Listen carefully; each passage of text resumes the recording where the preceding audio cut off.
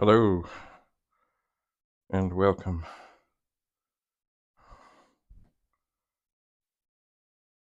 Oh, I see.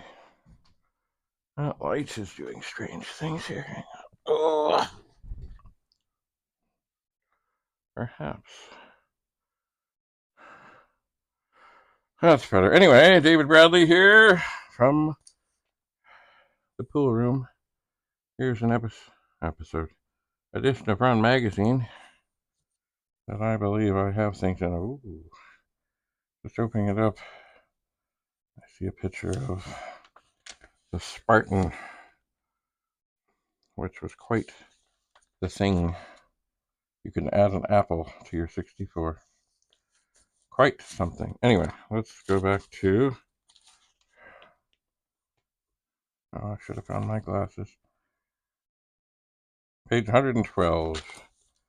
112.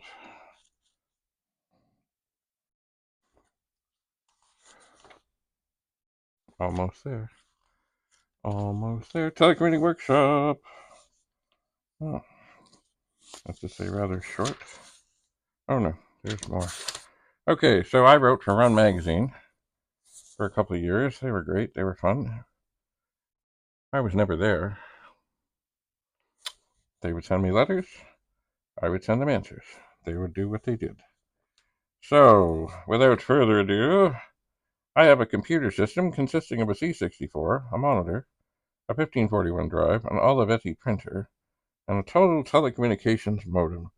And a friend of mine has similar equipment. When I'm connected by phone to my friend's computer, what procedure should I use to get information from his disk to mine? I believe I'm speaking of uploading and downloading. And that is from Walter L. or I think it's L. West from Kearneyville, WB, West Virginia. You're right. This transfer of information from disk to disk over the phone lines is called uploading and downloading. To upload and download files, you need a terminal program that provides that capability, as most do. For best results, you and your friend should have the same terminal program. A terminal program called Third Term, which is available in the public domain, will let you and your friend transfer files using either the punter or X modem protocol. I mentioned Third Term in the September column, but didn't know at that time where to get it. Now I have a source, an outfit called Public Domain Solutions. If tell me you want Third Term or any other public domain program they have that, for that matter, they'll send it to you. I downloaded some files from Delphi recently, but they won't run. Their file names all end in LBR. Is there some special way to run these programs, files, or whatever they are? Files whose names end in LBR are actually combined files called libraries. A library file won't run as a whole, but if you get the library program that was used to create it, you can take it apart and use the individual files. Most library files consist of a program, a number of other files that go with it. Combining them is a good way to make sure anyone who downloads the program will get everything they need and not be forever seeking that one little file to make the program work. Library files also save system time because you only have to give the system instructions to start the download once. This can be important when you're paying for online time.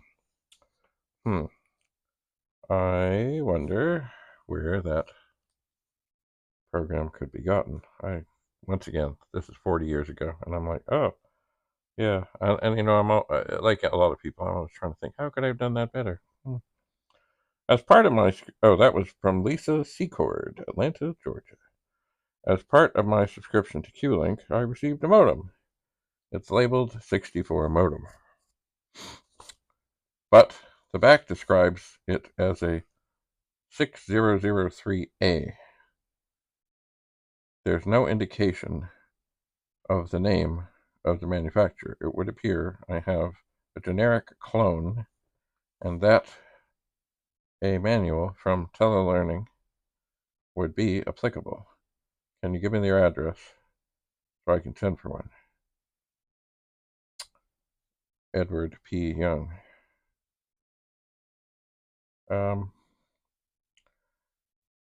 That's Jane Paris, a run reader and TPUG member, who has a C64 and a Telelearning modem, tells me that the address for Telelearning Systems is 505 Beach Street, San Francisco, California. Cool. That was from Edward P. Young. Sorry, maybe I said that. I have a C128 and a bulk 6420 modem, 300 baud with COM4 software. I'd like to join Quantum Link. Can you tell me how to do this? To access Q-Link, you need to have special Q-Link software. You can't just call up with your modem, as you can with a local BBS and systems like Delphine CompuServe.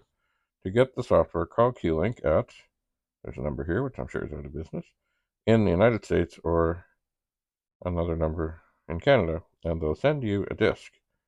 You also get a Q-Link disk free in the package when you buy a Commodore modem. If you have a +4, you're out of luck for the moment. Q-Link doesn't have software for that machine yet, and I believe they never did. All right, onward. Telecomputing Workshop. I have a Mighty Mo modem, and I am writing a program in which I'd like to use the modem's auto dial feature. The problem is I can't figure out how to make it dial. The manual tells me all sorts of things about how to pick up the phone and how to set the data direction register and more, but it doesn't tell me how to make it dial. Brad Lungsford, Oak Ridge, Tennessee. The following program will make the Mighty Mo modem dial the phone number 1234567. You should be able to insert it into just about any program you're writing or modifying. Just replace the 123457 in the listing with the number you want. Imagine. I don't remember this. I wonder where I got this from. I could read it, but it wouldn't help. And there's something here. Update. In the September telecomputing workshop, Richard Miller asked if equipment connected to the phone line could be damaged by a power surge. As part of my answer, I told him I would try to track down a device to protect equipment against such occurrences. Well, it took a long while, but I finally found one. It's called Telephone Line Predictor. It costs $34.95, and it's available from Calglow Electronics in somewhere Pennsylvania. There are undoubtedly other such devices out there. I just haven't been able to find them. Ooh, telecomputing tip of the month. With public domain terminal programs getting better and better, there's one thing you should be careful about. A lot of these programs include files for saving your terminal settings, such as baud rate, stop bits, parity, word length, function key values, like user codes and passwords and all sorts of other information. This is great and saves everybody a lot of time. However, when a friend wants a copy of your terminal program, be careful not to include these private codes. If they get out, you'll have to go around to every system you contact and change them. You connect to and change them. Be sure to copy only the terminal program and any files that it needs. Gee, look at that. Even back then, we were worried about passwords and things. So here is run from December of 1986. And there were the questions and the answers, which, of course, looking back on it, do I remember much of anything about this? I know it was an exciting time. I know I had a great time. I enjoyed every second of it. And, yeah, I would like to think that the answers were helpful. Mind you, you know what? People would write in, and then I would write back. But the time, it might be 2 or 3 or 4 months before they actually got the answer. But, you know, that was before we had all these phones and you could Google immediately and such. Anyway, I hope it was helpful. I tried to be helpful. I did. All right. Well, I think that's about all I have to say about that right now. So I'm going to get up off this low couch, and I have an appointment, and then I'm going to continue to tinker in here. I shall.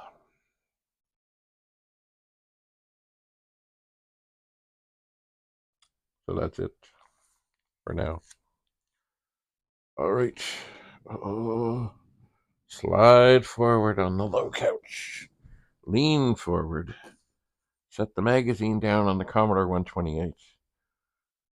The phone is sitting on a 1080 monitor. And now, rock and roll, and get up and stop recording.